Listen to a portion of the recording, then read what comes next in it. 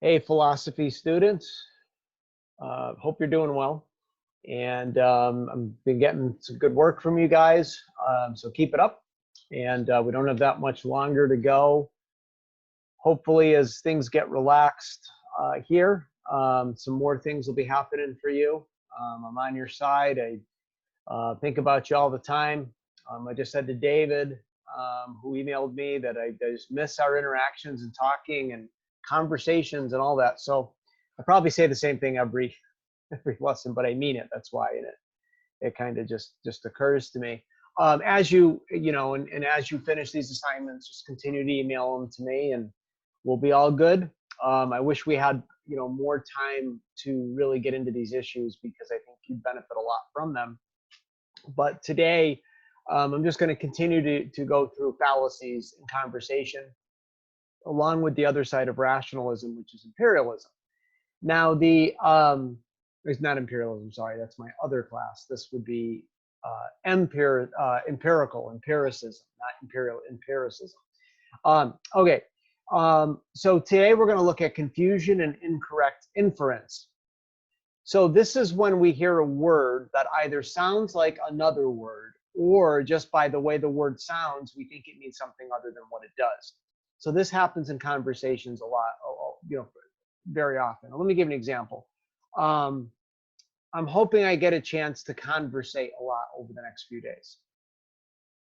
Okay, not a word. Conversate. There was a big dilemma or a big discussion about this a few years ago, that there's a lot of words that people say and use that sound like words that really aren't. If they get used enough, eventually what happens is they do become words, which has happened. But and it may have actually happened with conversate, I'm not sure, but it's a good example of some of those things that can happen. For instance, so when we're communicating with others, it's very easy to be misunderstood and even to mislabel something because you think it means something other than what it does. Inflammable. If you read that word as you were going along in some of your reading and you read the word inflammable, that you would think, well, geez, what does that mean? Does that mean something that's not flammable? Does it, usually means a negation when you see in. For instance, inappropriate, not appropriate, right? Inflammable, not flammable, okay? Inaction, lack of action, right? But one of the things that in can do is actually strengthen a word, okay? So think of invaluable. Serena's input into class was invaluable. Maggie had some invaluable insights.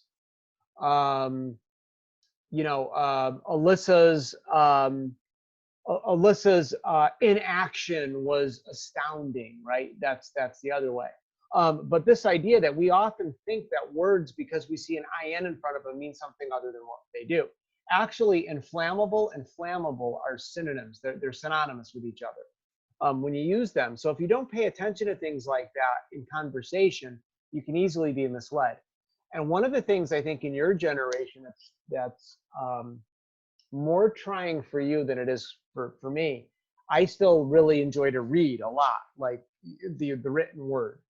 And as you become more and more visual, verbal, kind of those types of interactions, words can just fly by you and you don't have time to process and think. When things are written out, though, that's where you can see this. Okay, the idea that flammable and inflammable are actually synonymous with each other. Let me give you another one.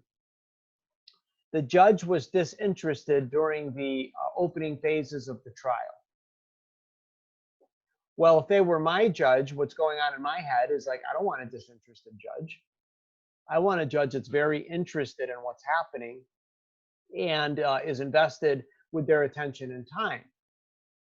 Disinterested does not mean the same thing as uninterested. So that's a problem too when you read it that way. You want a disinterested judge if you want a judge that's going to be fair and non-biased, right? That's what disinterested would mean in that context. But most people would read this as uninterested. So again, the way we use our terminology and our words are really important. Think about how similar these words sound like each other. allusion and delusion. Now, given certain context, you'd know that they were different. He alluded to the fact. Okay. He was deluded, or he was deluded into a lot of delusion was going on there. You'd see a clear difference. But when you see allusion and delusion, if you're not careful, those words kind of mold together to mean the same thing, and it's not a positive thing. Or how about prescribe and proscribe? Prescription and then proscribe, okay, or proscription. Those words mean different things too. But yet, if we hear those words used quickly in a sentence, you can assume that it means something other than what it does. How about the idea that Sam is guilty of manslaughter, and you just move on, right? Well, manslaughter can mean a lot of different things, right?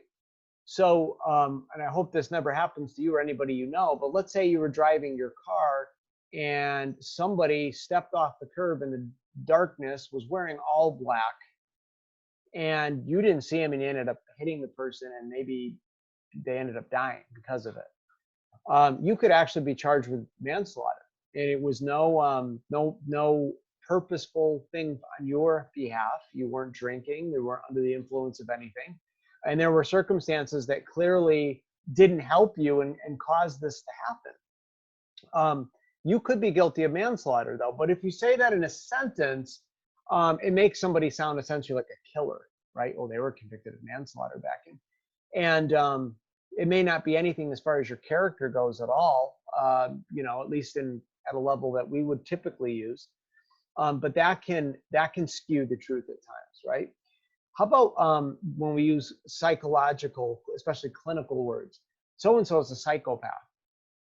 Well, now, psychopath, okay, or psychopathology and some of those other words actually have really detailed clinical terms that go along with those things. So when you say that, you really, there is a definition there, but we usually just mean this blanket idea that they're not right, or they'll push an extreme that you don't want to be around them when they do, that kind of psychopath idea. They also have things that are known as historians' fallacies. Now, these are words that mean something in and of themselves, but the way they're used by historians are often mean something else. For instance, when a historian says always, some people have argued that they actually mean sometimes. So it's almost always the case that when you see a population start to become impoverished, you fill in the blank. When you really look at what they're saying, is it's sometimes. It's not almost always. They get away with that, but really what they mean, if you were to quantify this, it's sometimes. Or something like an oppressed segment of the population will sometimes revolt in massive numbers. Okay, sometimes means occasionally there. Now, you would be a little more worried about something that happens sometimes than you would if something happened occasionally. Just those words, there occasionally seems to be much less of a threat. It was funny on Winston Road years ago, probably 30 years ago now. There was a restaurant, if you go up Winston Road, heading towards Big Y and Lowe's, on the left-hand side, there's at the bottom of Squire Hill, there's a little plaza there. I think there's a laundromat in there now and a dollar store. But there used to be a pizza restaurant, and the name of the pizza restaurant, believe it or not, was Free Pizza Sometimes. That was literally the name of the restaurant, Free Pizza Sometimes. So what question do you think people asked all the time? Is this sometime, right? What do you mean by sometimes? And so it's kind of that type of thing. And I don't even remember what the situation was. It was like this random free giveaway. So it kind of enticed people. Maybe today will be the day I walk in there and get free pizza. It might be sometime. But other words like occasionally for rarely. So presidents are occasionally assassinated instead of rarely, right? So the last president we had assassinated was John Kennedy, 1960. Okay, so that was 60 years ago. 1963 he was assassinated, but he was elected in 1960. Prior to that, it was the turn of the century, so 60 years before that. and then or more, and then then you had Lincoln, but prior to that you didn't have any. So this idea of occasionally sends a different message than rarely does. Okay, and let's say something happened one time, you could say rarely. Well, rarely doesn't really say once. Once could be looked at as something much more rare, right? So just some things that people use in everyday language that skew meaning. Let me give you another one. I could care less what you think. So you care a lot then? Well, no, that's not what people mean by that, right? I could care less. That means I couldn't care less. That's the way you should say it. I couldn't care less. I could care less means that you probably care a whole lot, and that's not what you're trying to communicate.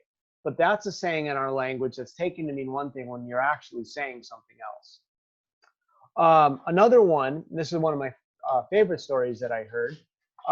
Somebody was giving a speech one time, and they were giving a speech, and somebody from Australia was in the crowd. So the individual giving the speech said 7 years ago and continued on. And so obviously, or maybe not so obviously, but it is a cultural reference in our culture, referring to the Gettysburg Address. Okay, when Lincoln said 7 years ago, it was a clear reference to that. Okay, well, the person from Australia came up to the speaker after the presentation, which was, say it was in the year 2000, and said, "What happened 87 years ago?" He goes, "I don't know what." And so it was this idea. He did the 7 and said, "Oh, he must mean 87 years ago," when really it was a cultural reference to the Gettysburg Address. But again, not being from our culture, that was totally not understood. Okay, so just some things to pay attention to when we get into discussions as far as fallacies go. So the last presentation we looked at rationalism. And so the rationalism was the idea that our primary way that we get information about the world is through reason. And so reason, all right, as Descartes said, he used, of course, the clear and distinct idea, the idea that there's only one thing we can't doubt, and that's the fact that we're doubting. So the most certain information we have comes from our reason, okay? There were some flaws that people pointed out with Descartes, the idea that you don't have to prove your existence, you exist, it's clear, it's obvious. And so that was one of the things that people argued, was that rationalism was elevated to too high of a position. So your empiricists argued that almost all of our, I'm sorry, I just got an email. All of our information that we get about the world, the most important parts of the world, all come through our senses. So our sense material that we get, okay, our senses are how we get the most information about our world. So it just goes all the way back to Aristotle, who said, I know Plato argued for the forms, these non-physical entities that are out there somewhere. But Aristotle argued, basically, we get all the information that we have through what we've experienced through the senses. So that old question of what came first, the chicken or the egg, Plato would argue, well, let's do it this way. What came first, the chicken or the idea of the chicken? Plato, as a rationalist, would argue the idea of the chicken. Aristotle would argue the chicken came first. That's where we got our idea of the chicken, okay? So he was an empiricist, and he also argued that what our minds do for us, and Kant built on this later on, is that our minds put that sensory input into the relevant category it belongs in. So Aristotle was one of the ones that really developed our classification system in the sciences. So we put that chicken in the right category. I always think of an ice cube tray. Okay, that's chicken, that's human, that's food, that's not food. Real quick, saw a show last night, just triggered this, just like class, right? Got to get me off on a tangent. It's called Eating History. Maybe you've seen it, but it's on the History Channel. And what they do is they find old food, like food from like 80 years ago. And they'll say, okay, what do you think this is going to taste like? and they'll actually open it and give you a little history of the product, and they'll eat food that's like decades old just to see what it would taste like. Alyssa, don't say that's gross. It's not that gross. But it is gross actually. And the idea that you know, like what did they find? Rice, minute rice from the 1940s, and they made it. This is like right now. So it goes all the way back from the 1940s. It was minute rice. And they actually tell you about the bacteria that can collect in rice. They boiled it in a pot and they ate it, and then it tasted like perfect, they said. They had Doritos in a can that was 20 years old. Okay, they ate those. And then what was really gross, they had like beer that was like 80 years old. And one of them they poured in a glass, and it looked like a glass of beer. And within like seconds, it turned green. And they drank it. Anyways, I would not recommend you do that, but let them do that. The show's kind of cool. Anyways, that was Aristotle. We got from Aristotle there. All right, so John Locke comes around. Now he's going to be very famous because he's going to be for the empiricists in a modern sense what Descartes was for the rationalists. And he argues tabula rasa, that we were born with a blank slate, that basically everything we know, we're born with a blank slate, and experience and what we input into through our senses is what's written on that slate. That's how we know what we know. So going back to the desk thing, we know what a desk is because we've seen a desk. We understand it's a desk. So our sense experience allows us to do that. Okay, so that's how we know what a desk is. The thing that Locke argued that a lot of the philosophers believed, and again really puts this in stone, so to speak, is this idea that you don't know an object in and of itself. You only know how it appears to you. So Locke actually believed, like I'm looking at my computer screen right now, I'm not really seeing my computer screen. My computer screen is giving off an image. That's what I'm perceiving. Okay. So it's this idea, we're perceiving the mental image that the screen gives off. I'm not really perceiving the screen itself. Okay. A little weird, but that's kind of what people thought. We were removed from the object itself at least one, maybe two places. Okay. And they thought this because of our distinction between perception and reality. Okay. You've heard that before. That's just the idea of what we think we perceive sometimes is not real. There's optical illusions. We were mistaken. So this brought that idea that whatever we see in our world, okay, is removed, okay, is not really what it is, and that we need to understand that all we're doing is perceiving that thing, okay.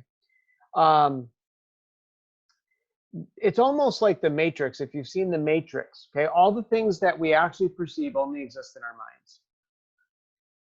And some people will now, Locke didn't say it that concretely, but other philosophers will, okay, and it really gets to the heart of what you can know and not know, okay. So you might say, well, where did we get the idea of a golden mountain from? We haven't seen a golden mountain. Maybe you've seen a picture of one, but who even knew to draw one, right? Or draw one? I mean, how do we even know what it looks like? Well, Locke would say that what your mind does, where your mind comes into play, is it takes the two concepts that you've seen in reality, you've seen gold and you've seen a mountain, and you put them together. You're capable of doing that, and that's why we come out with some different things that we can do, even though we've never experienced it. He also talked about the idea that everything has got primary and secondary qualities. So an apple weighs a certain amount. It's got a certain diameter. Those are things that are objective and don't change. What does change is the degree of redness to an apple, maybe the sour or sweetness of the apple. Those are secondary qualities, and they can vary because they depend upon the person perceiving them. So he made that differentiation. So as far as epistemology goes, yes, empiricism was king, but we have a step now away from certainty, right? If we can't perceive the object in and of itself, then we're kind of moving away from certainty, right? Well, Hume comes along, David Hume, and he argues that sensory is everything, okay? And if you don't experience it through the senses, okay, then you really have to doubt the validity of that, and it really holds no ground. And that so Hume brings in what's called modern skepticism. You don't really have hardly any knowledge at all about anything, okay? So sensory is everything. So he gives us example. How about the law of cause and effect? Let's take pool. If you ever played pool and you have a cue ball, you hit the cue ball, the 8 hits the 8 ball, the 8 ball goes into the corner pocket. If I were to ask you what caused the 8 ball to go into the corner pocket, you would say the cue ball. Hume would say that even the law of cause and effect can be doubted because you really don't know that the cue ball caused the 8 ball to go into the pocket. All that you really know through your senses is that you basically saw one event follow the other. That's all you can really say, because that's all your senses will allow you to say. You are smuggling in something that you're assuming is true, but your senses have not told you that that's true, and therefore it should be doubted. Okay? So that's his idea that, you know, thunder and lightning. People used to think that lightning was caused by thunder, right? They happen to go together. Well, Hume would say that one event follows the other. That's all you can say. So here you have this real skepticism that comes in, okay? One event following the other. You're going to get from Hume, you're going to get further schools of thought that go even farther than that. Logical positivism, that anything that's not scientifically or empirically verifiable is laughable. It's nonsense. It's nothing. And so we'll talk about that as we go. But this is kind of where this starts. All right. So you have the empiricism, you have the rationalists like Descartes who claim certainty. You've got Locke, you've got Aristotle, you've got empiricists that would probably argue pretty significant degrees of certainty. But pretty soon what happens is you see them diverge and kind of move away from certainty. Both schools do. Kant synthesizes them and brings them together. We'll talk about him. But spits them back out the other side with this really high degree of skepticism. I'll even show you a chart that explains this for you, okay? And so as far as empiricism goes, this is what this is leading to. This is epistemology. How can you know what you know? What degree of certainty do you have? Do you need to be bomb-proof, absolutely certain to have real knowledge? That's a controversial one. A lot of people say, yes, unless I know absolutely bomb-proof certainty, I don't know anything. Skeptics love that because they usually told you can't know anything. You can doubt everything. You doubt your own existence. How do you know you're not sleeping right now? And some of those things. Where somebody like Pascal came around, said, wait a minute, we don't live our lives that way. And as a matter of fact, because we're limited and finite, we can't even have knowledge like that. So we have no right to demand that degree of certainty. What we do have a right to demand is a high degree of probability. And that's what we're talking about here with epistemology. So how probable, you know, how likely, how certain do we need to be to have justified true belief? That's how a lot of people will define knowledge. It's justified true belief, okay? You know, I believe it, and I can justify why I believe it. That's where, if I were to ask you, say you guessed at a math problem and got it right, totally right, and totally guessed, didn't know what you were doing, and you got a good score because of it. Is that real knowledge? Well, I got it right. Okay, but is it real knowledge? Could you repeat that? Could you explain why you got it right? And so a lot of people would say that's not. Some cultures would even say it's dishonest to guess on a test if you don't know. Where did I hear that story? It was pretty good. There was a story I heard about it, that actually happened. Somebody from a different culture was being told to guess. They didn't know what the answer was. Because I don't want to do that. Like, well, you're going to get it wrong if you don't guess. He said, yeah, but that would be dishonest. Then I would act like I knew what the answer was when I didn't. It's good Americans guess right away, right? A, B, C, D, right? But that's just a different way to look at it. So anyways, that's epistemology. With our medical situation right now, this is being used every day. How certain are we that a vaccine can work? How, you know, when will we have a vaccine? Well, how are they answering that question? You know, how certain are you? You know, how certain are you that we can open things back up, and how do we arrive at our number? That's all philosophy. And you're seeing it played out. It is even, you know, some would say science is very important right now. It's science, science. How much of it is philosophy? Think about that. What is really driving the conversation now? Is it science or is it philosophy? Because what people are disagreeing over and trying to figure out, when you get right down to it, they're using information that's measured in a science lab. But what they're doing with that information and the way that they're reasoning to conclusions is really what's driving what's happening right now. And that is not just science, that's philosophy. And just like Ayn Rand said, if you don't do it well, you've got some issues, big time. Okay, the underlying assumptions that we're talking about in the with the fallacies. People are talking right now about opening our country back up. There's an underlying missing premise to everything that's being said right now. On the one hand, people are saying one human life is priceless. So you can't sacrifice one human life. It's human life over economics. Really? Because if that were the case, we take risks every time we go out the door. We take risks on the road, in our busing system, in the airplanes. We don't follow that policy normally because we would never leave the house if that were true. So what is the real story there? See, Socrates would ask that, right? What are you really saying? And some reporters are doing that. That's that kind of method. What is that balance of new hospitalizations, new infections, acceptable death, given the opening of our economy? How do you measure and quantify that? What's the right thing to do? Right? These are so many branches of philosophy.